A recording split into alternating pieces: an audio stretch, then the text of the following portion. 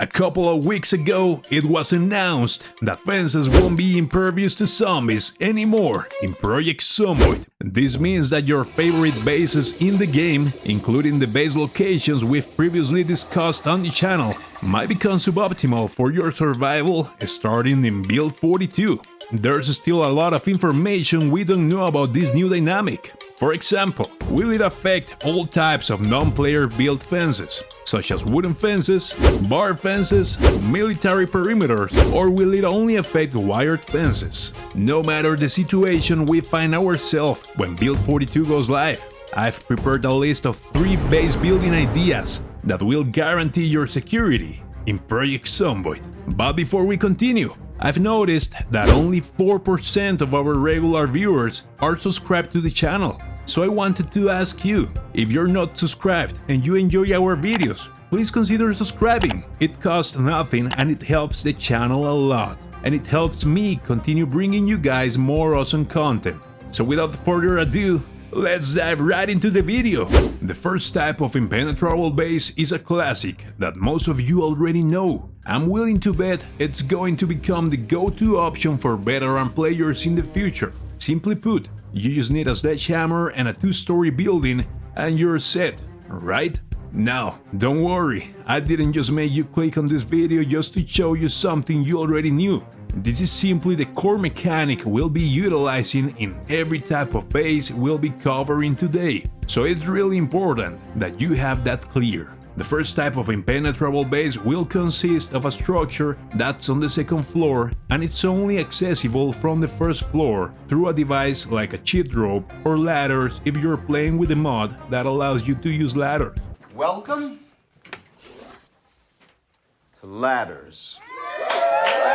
This type of base is great because it grants you safety beyond the reach of zombies and also allows you to expand your base's territory, provided that you have sufficient space around the base and the right building materials. Any 2-story building will be suitable for this type of base. But I'm willing to bet that these 2 types of buildings will become very popular, as they provide you with all the free space you need to grow and improve your base over time while watching the impotent zombies from the top. Now the second type of base is a little trickier, as these buildings aren't that easy to find. There are only a handful in the game that will work for this specific type of base. However, they are more secure than the first type and often allow you to build your base not only on the second floor, but also on the first floor. Let me know in the comments if you want me to unveil all the optimal locations for any of the types we'll be covering today. The trick with this type of base is that you need a building that's already impenetrable, both to you and to zombies to work, of course. We're talking about gun stores and elevator spaces that are protected by impenetrable walls.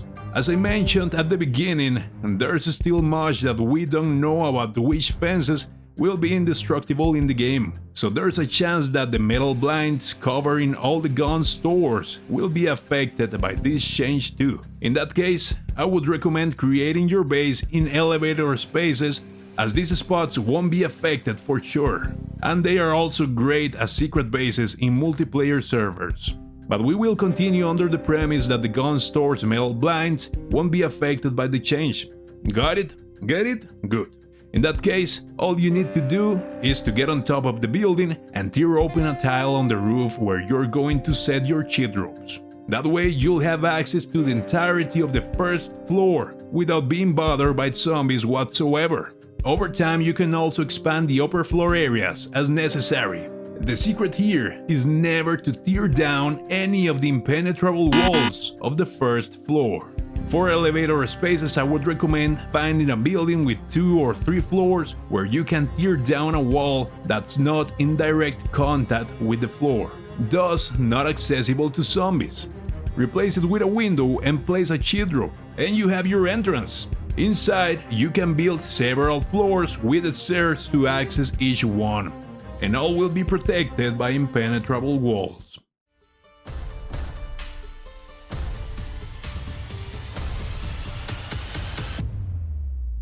Now the third type of base is easily the hardest to build because, well, it will have you building the entirety of the base for sure. Nonetheless, this is by far the safest type of building there is in the game, as zombies will not only be unable to enter the base, but they won't even get close to it. The entire building is situated underwater, and as you guessed, zombies can path over water. So who needs fences when you have a big enough body of water nearby, right? Here's what you need to do. Start by building a set of stairs right next to the shore of the lake or river you want to use as a placeholder.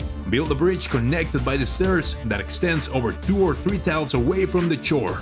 Place a cheat rope that allows you to descend from the bridge into the water.